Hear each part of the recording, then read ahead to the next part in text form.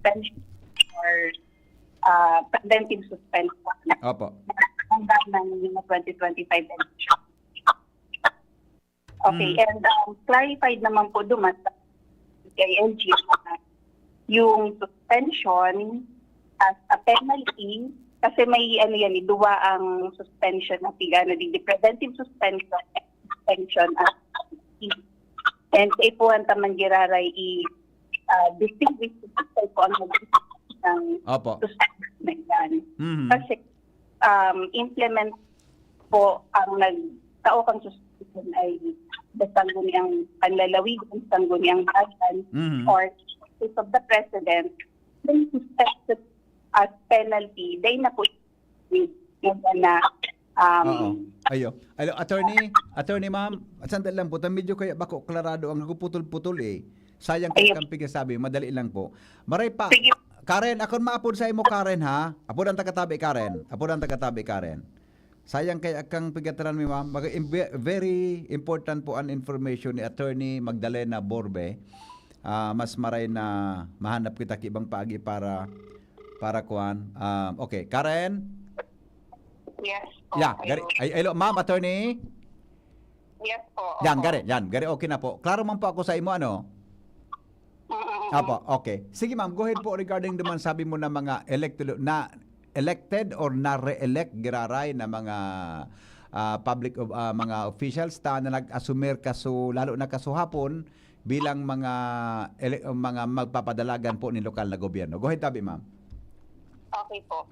So, kung yung suspension po as a penalty ay imposed pursuant sa local government code, halimbawa ang nag-impose ka ini is the Sangguniang Panlalawigan, Sangguniang Bayan, or the Office of the President, yung mga elected officials po na namdana ngunyan na 2025 elections, but diba currently serving penalty at suspension, Opo. pwede po assume na office. Ayun. But, pero yung suspension po as a penalty imposed ng ombudsman, at tatawid po dyan yung penalty ng suspension. Opo. Hindi makaka-assume sa office yung elected official na yan kung may suspension po siyang bigano. Opo. If yung ombudsman po. Opo. Oo. Ma'am, in case na on appeal ang kaso tabi, bangay may suspension sa ombudsman and then nagsunod sa kan suspension tapos on appeal sa Korte Suprema o sa Court of Appeals for example or so any court, higher court tabi ma'am, what will happen tabi? If appeal po siya sa higher court, ganyan halimbawa Court of Appeals, ang implementation po ng suspension is continuous pa rin kasi immediately executory po ang ng suspension ng ombudsman. Okay. Yung nature ng Okay. May nahiling kaya ako din. Suspension po suspension. Opo.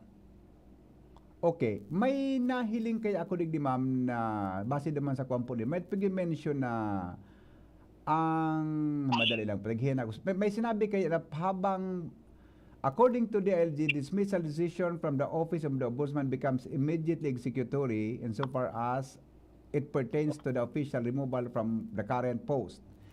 The accessory of perpetual disqualification from holding public office applies only upon finality of the decision. Ano pang gusto sabihin tabi ka, ma'am, attorney? Yan po yung sa kasi diba what you are talking is about dismissal, no? Yeah. And then kasi ang dismissal may accessory penalty siya na perpetual disqualification to serve as sa public office. Opo. Yan po sir, we have to wait for the finality of the decision bago po mag-assume yung perpetual disqualification to serve sa public office. Kasi based din po sa pinaluwas na advisory ng DILG with to dismissal sir, we are of the view kasi walang jurisprudence regarding din na malinaw na nagtatakal sa isyong ini. Opo. So we are of the view na makakapag-assume pa ang elected official na yan kasi hindi po muna mag-a-attach yung perpetual disqualification ang immediately executory dito, sir, is the dismissal but not the perpetual disqualification. Kasi yung sa perpetual disqualification, mag-assume siya or mag-start siya na madi-disqualify talaga upon finality of the decision. Ayun, opo. Tamang pagkaintindi ko po, attorney, ma'am, kung ang sarong persona may perpetual disqualification ngaya nang ganangon yan sa election, halimbawa, may gawa akong perpetual disqualification, nang gana ako guraring niya na election, at tapos naka-appeal ang sakuya, inappeal ko ang sakuyang kaso sa higher court tabi o sa Court of Appeals o sa Korte Suprema. Tama ba? Pwede ako mag-assumer po sa opisina ko? As far as DILG is concerned and upon din sa pinalabas na issuance ng DILG, yes po, sir, you can still assume sa sa office for this term na election. I see. Kung ang penalty po sa kuya, perpetual disqualification, Pero kung dismissal from service, ma'am, the dismissal po yan, sir. Accessory penalty lang is yung perpetual disqualification. Opo. Ibang kung dismissal ang sinabi kanong ombudsman, iba pong huroron ito, ma'am. Immediately executory po ito. Opo, sir. Ang kasi big, sir, para ma-clarify lang din, sir. Yeah. Ang immediately executory is the removal, di ba, yung dismissal. Okay. Yung pagka-pesto. Pero yung access penalty po noon ng dismissal, yung perpetual disqualification, hindi pa po siya mag-take effect. Papasok lang po yun once na may finality na ng decision. So, yung sa case na sinasabi niyo dito, sir, na naka-appeal pa siya sa, I don't know kung saan, sa higher court, hindi pa po mag-take effect yung perpetual disqualification since wala pa talagang jurisprudence na clear regarding dyan. Ayun. May jurisprudence sana regarding dyan as far as yung T versus Pichay. Ayun. Pero hindi talaga regarding dito kasi sabi ng Supreme Court Moot and Academy. So, no clear guidance regarding dito. So, if ever man magkakaroon, I think it's the case of Rosal versus Comelec. Yeah. So, pending po. Siguro once na ma-decide na yun ng Supreme Court, makaklarify na kung ano ba talaga ang magiging at least mapuntuhan na kung yung mga may dismissal bang official na may accessory penalty na perpetual disqualification ay immediately executory din yung accessory penalty. But in the meantime po, na wala pa, yung DILG po, sa issuance na pinalabas ng sa central office, we are of the view na makakapag-assume pa po ng office yung mga officials na may dismissal pero may perpetual disqualification, they can still assume po, sir. Okay. Opo, klaro po, tabi, attorney, as na-mention mo itong Comelec versus Rosal, na nasa pending ko niyan sa korte. So meaning po, okay lang ba? Kung okay po sa imo na simbagon mo, ma'am, mas okay lang po. Pero kung di okay lang po. So in the case of Governor Rosal po, ma'am, what will happen, tabi? I cannot answer on that, sir. Baka pangunahan natin. Oo. Naintindihan ko, madam. Naintindihan ko po. Oo. Okay. Basta, ini pong pigigibong niyang kandiya LG para po isin sa Gabo, sa buong Pilipinas. Na yan, sugari, linawas po nagari guidelines, ma'am, sa mga nag-asumir sa pwesto. Yes po, sir. No particular personality. Yes, ma'am. Ako po nahiling ko man so information na dahil man specify kumpara kay isa. Tadakulong baga pong mga elected official may mga kaso nin suspension, disqualification, etc. Di ba po, attorney? Opo, ang dami po. Hindi lang sa atin. Yeah, correct. Buong Pilipinas yan. Alright, so buong Pilipinas siya. So ano po ini, ma'am? Immediately, who will execute po the order of hali sa DILG Central Office as far as kung iga po mga elected officials na tinatamaan po kainin na kuan ini na order na ini kan DILG? Kasi kami sa DILG, sir, we supervise yung mga LGUs and then we see to it na walang vacuum, lalo na ngunyan may bagong term. Yung baga. Oh. Sa, sa lahat ng mga LGUs natin. Opo. So, we take note yung mga LGUs na may ganito and we report sa taas yung may mga ganyang cases so far. Okay na dito sa atin sa Bicol region. And kasi sa pag-i-implement, halimbawa yung sa mga ombudsman cases, kapag inuutusan lang po kami ng ombudsman, doon lang po kami na-implement. But we have no authority to implement upon lang po ombudsman. Iya po. They will authorize or instruct us to implement. Pero pag wala, sir, we merely supervise, we see to it tuloy-tuloy ang transaction sa natin mga LGU. Oo. Ma'am, halimbawa, although this is hypothetical, di ko aram kung may pareho kaining kaso. Halimbawa nga ako, nagdalagan ako, kagawad niya ako sa munisipyo, tapos iba akong dismissal. Itong desisyon ka na ako, may suspension nga ako, preventive suspension nga say for example 6 months. Nanggana nga akong vice mayor. Ano po, idadarahon ko po sa penalty ko duman as sa pag-assume ko as vice mayor? Okay, wait sir. Bago sa simbago niyan, si Say po ang taong, natin, dismissal or suspension? Suspension po ma'am. Suspension po. Suspension, okay. Suspension, ito ay penalty. Kasi yung preventive suspension, hindi po siya penalty. Yes po. Sino po ang nagtaong suspension? Si ombudsman? Ombudsman nga halimbawa. Ombudsman po. Oo. Ombudsman, okay. So, sa case na to, sir, since si ombudsman ang nagtaong suspension for 6 months, and nanalo as vice mayor, tatawid po, sir, yung suspension. Di pa po makakapag-assume ng office.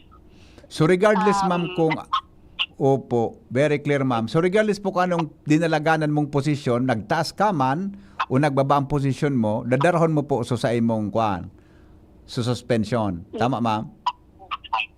Ayun. Pero by time, nanalo ka, ikaw ang elected dyan. But you cannot actually perform your functions and duties as elected vice mayor or ano. Ikaw mang giraray. Kaya lang, di ka mag-perform kan duties. Ano ma'am? Yes po.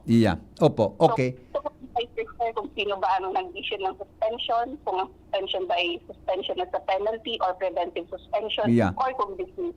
Para malinaw. Yes po, ma'am. Very clear po, ma'am. Opo. Ma'am, Attorney Magdalena Borbe, salamaton po ha. Mabuhay po ang DILG. Regards po kay Director Escobar. Pakikamusta na lang po. Salamat, ma'am. Salamat po. Opo, thank you. Karen?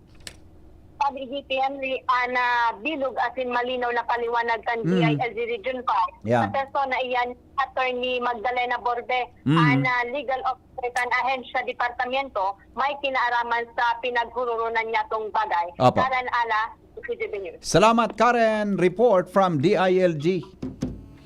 Yung tabi, mga tugang ang paliwanag kan legal officer kan DILG. No? Very important kaya mga tugang ining mga isyong ini sa tuyang lugar. Pinag-urunan ini. Kaya po kay punta ki eksperto may kinaaraman dyan. Saro bagangon yan. Siyempre, so kaso po ni Governor Noel Rosal. Pero ako, respetado si Madam, si Madam, mga tugang kung, siyempre, nasa Court of Appeals tabian sa iyang kaso. And let the lawyers argue on it kung ano po ang mangyayari tabi sa kaso ni Governor Noel Rosal. Nanggana siya ngunyan na gobernador. So siguro kung nasundan po nito sinabi niya, mga tugang, mas klarado man kayo sendo, klarado man sa tuya, kung ano po ang mangyayari tabi sa mga maabot na aldaw. Tanaka pending appeal. Pero si Attorney Borbe, mga tugang, bahala na ta on process, on appeal, mga tugang ang kaso and let the court decide kung ano po ang mangyayari, mga tugang sa mga maabot na aldaw. Ha? Relax lang po kita. Relax lang po kita, mga tugang, and halaton ta kung ano magiging tataramon kan mga tamang husgado, may kinaraman po sa siring na bagay. Magbabalik ang aramon niya to, makalipas kan mga patalastas. Ang oras hatod sa Indokang Artisan Joint Supplement. Bumabagal ang galaw dahil sa joint pain at arthritis. Mag-Artisan. Plemex for Kids. Mommies, agapan agad ang ubo at plemang nakabara. Pambatang lagundi. Plemex! Optin Lutein Capsule. Alagaan ang paningin sa tulong ng Optin. Kitang-kita ang kalusugan ng mata. Plemex. Pag may ubo o hika, Plemex agad. Basta lagundi, Plemex. Liver Aid Silimarine Capsule. Ang good drinks at good food, perfect combo. Isama pa ang Liver Aid. It's liver lover, boys. Red Horse Super, ang shot ng tropa. Ubo ng anak? Nakababahala? Baka plema.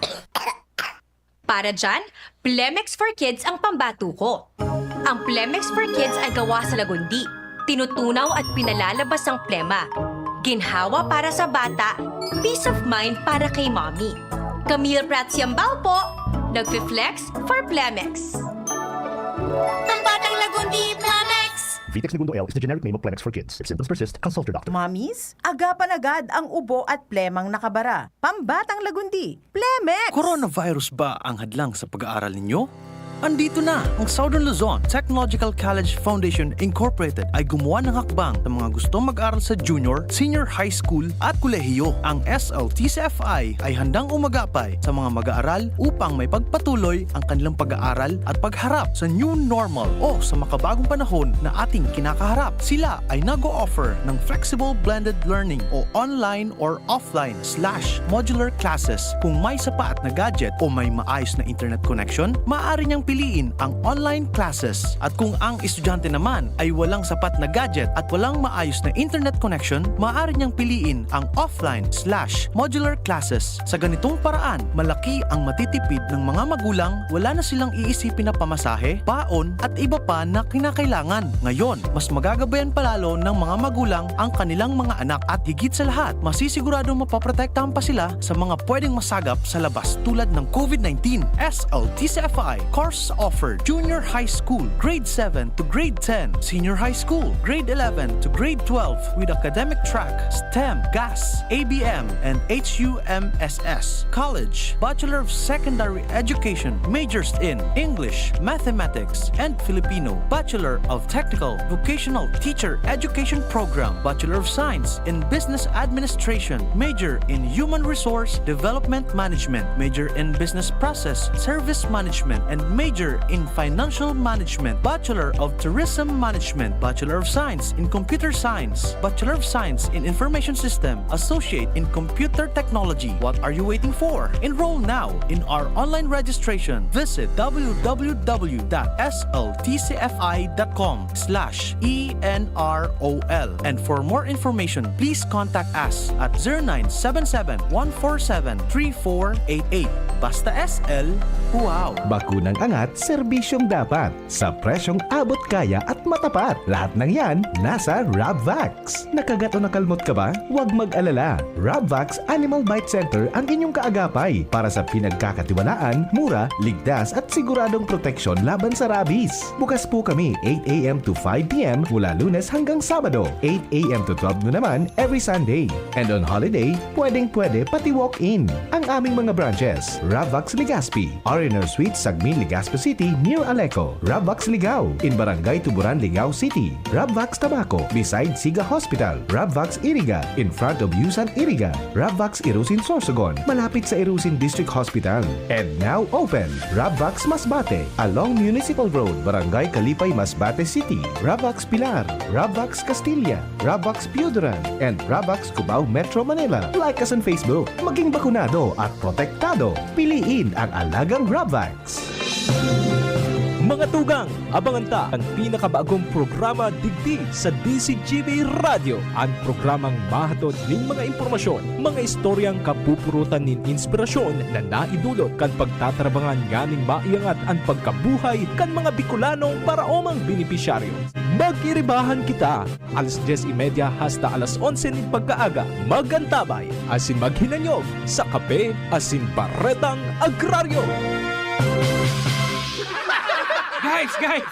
Bakit ang sarap mag-shot ng Red Horse Super? Kasi bawat shot kasama ang tropa. Red Horse Super, ang shot ng tropa. Pinalakas na tropa, pinasuper na Red Horse. Drink responsibly. Mga tropa, i-like at i-follow ang Red Horse Super sa Facebook. Shot na! Drink responsibly.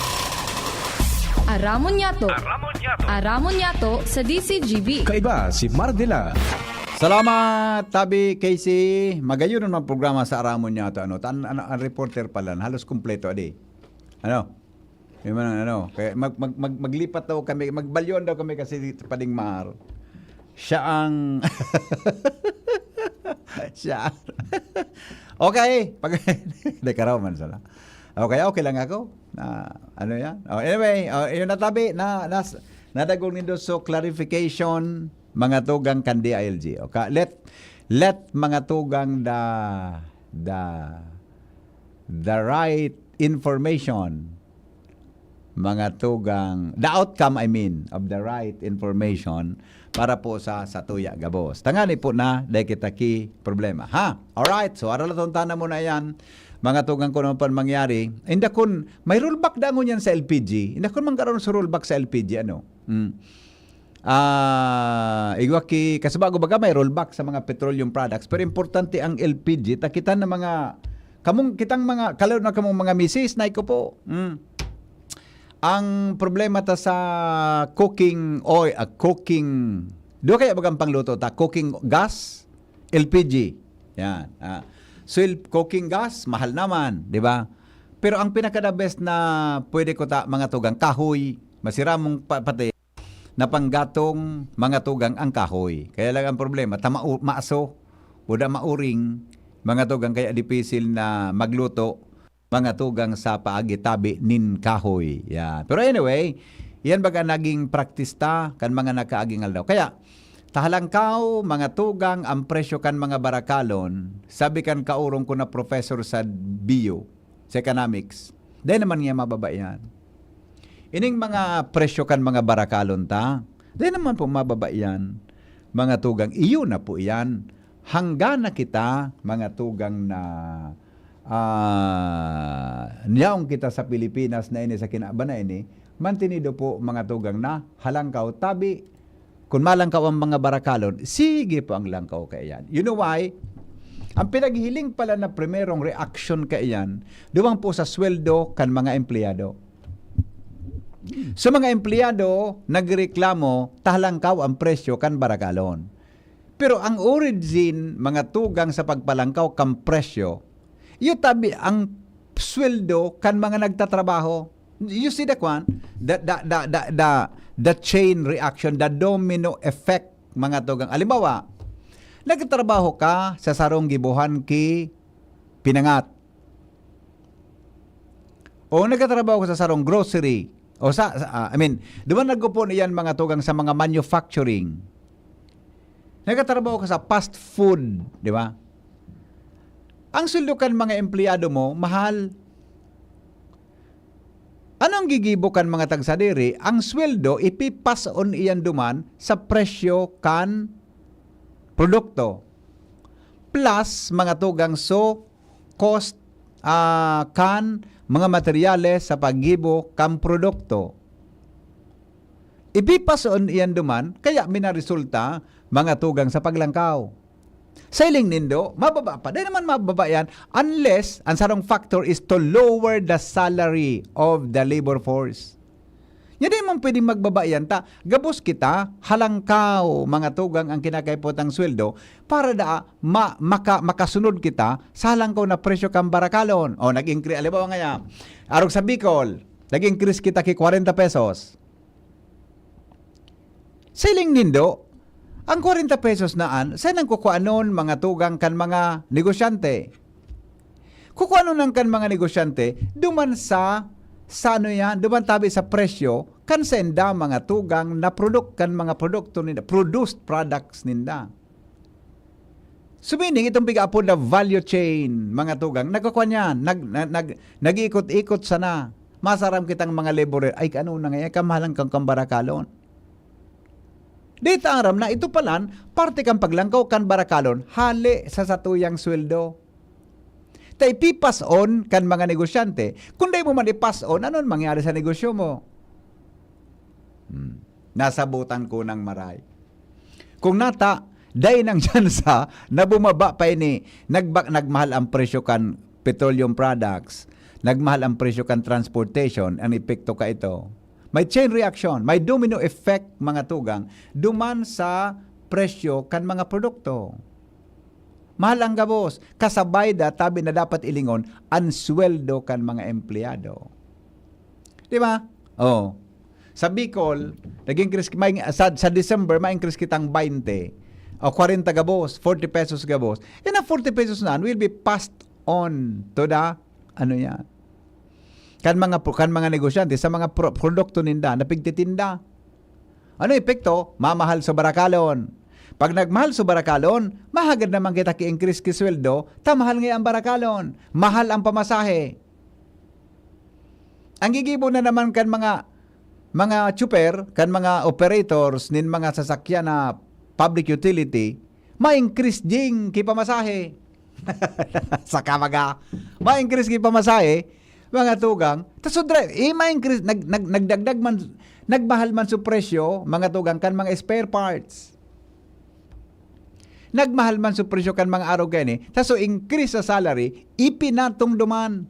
Salbata na talaga, adi. Magayon ang mga pag-adalan ng mga tugang economics. Ha? Kung medyo, ansa imong kaisipan, turos higot-higot, pwedeng makugong ka, magka-problema ka. Oh. Diba? Dahilan dumantabi sa sistemang ito. Kaya, mareklamo, ay, ngaya ano na ini, kamahal na ngaya kang kung ano. Kung nagkakaigwa kita ki-negative reactions sa inflation, mga tugang, because sabi kan so itong resource person ta, kan inot, we do not know the history. Data aram kung sa inagpuon, natatanag kaigwa yan. Dapat bago kita magpaparareklamo, ano po kayan, magpapara agrangay, aram mo ta, no ta nag-iring krisan iyan gabos. Tama? Oh, kung nag-iring krisan iyan gabos, naaraman mo kung napaano yan, arag man sa napuyan kan, sisay tabi ang nagkuhan, sisay tabi ang namong problema, ang end user. An end user, kitang mga end user, gabos kita, maski ang negosyante, end user yan, pero lalo na sa mga nasa grassroots, kita po an end user. O, nga, mabakal kang bado. Bado. Mabakal kang bado. Long sleeves or whatever, t-shirt. Ang dating pigabakal mong long sleeve na brand ngaya, 1,000. So nagkatrabaho duman sa faktoriyang ito, nagoprodusir mga tugang kambado ko brand na pigbabakal mo, nag-increase siya kay sweldo sa mga tao niya. Nag-increase sa mga raw materials na pigagamit niya. Nag-increase gabos, primarily the salary of their personnel, so labor force, mga tugang, paano makaproducer kung di kang labor force? Oh, nag-increase. Anong gigibukan mga tagsadiri, manufacturing? Di dagdagan so presyo kang brand na pigbabakal ta. Kung ang brand mo dati 1,000 ngaya ang saro, baka pag-abot ka nga 1,010 pesos. 1,095 pesos. Iyan po kaya naka-factor in ang gabos daa. Blay man akong expertise sa economics, pero base anduman, mga tugang sa nababasa, tabuda sa nakwanta. Kaya, arugaan kita. Selling nindo, may chance pa daw kitang bumaba, mga tugang kan, mga barakalon ta. Selling ko, gariyo na tabi ni. We built this city. We built this city on rock. Nagpuna ko sa radyo, Chief Ramir, ang pamasay sa iyan daragaligaspi, piso.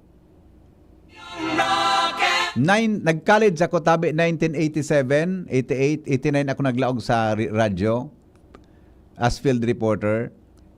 Tabi, ang pamasahe ka ito, piso. Pag estudyante ka, 75. Nagkaroon 75, basta at least 30%.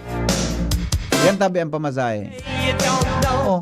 So dati kung pisong pamasahe sa jeep, pirang taon na ako ngunyan sa radyo, 34, 35 taon na ako tabi. Pero ang pamasahe sa Daraga Legazpi, bako pera na, 13 pesos, 16 pesos na. Pera na Noy, Jerome. Pero ang pamasahe ngunyan sa Daraga Legazpi, di ka nagpamasahe? Pero ano ngunyan ang pamasahe tabi sa Daraga Legazpi, selling nindo, magbaba pa daw ang pamasahe. Dahil naman po yan. 13 or 15 pesos, di ba? Kung straight ka, oh. Kaya naman tabi mababa. Tayo na tabi yan ang, sabi nga ni, sitwasyon. Ang mga businessmen, may mga forecasting na piga-apot. Pigadalan mi ka ito sa business, sa business, anong subject mi ka ito? Igawa kang pigadalan. May mga forecasting na piga-apod. Forecasting. So, hilingon mo kung ano ang future kang produkto mo. P-factor in anduman o sa kabaga. Kaya sa business kaya igwa kipiga apod na forecasting. Kumalayo ka sa forecasting, lugi ang negosyo mo. Hobe no, alas 12 na. Mga tugang, salamat kan sa inyong pagkantabay. Mabalik po ko alas 3 sa programang Pinky on Mo Baby. Hindi po ang lalaking hindi inuumaga, hindi pong personalan, si Henry M. Tagahapot lang. Goodbye, mabuhay. GB as all. Diyos mabalos sa Indogabos. God is good all the time. Yolo Pascual po. Sa Ubo at Hika, may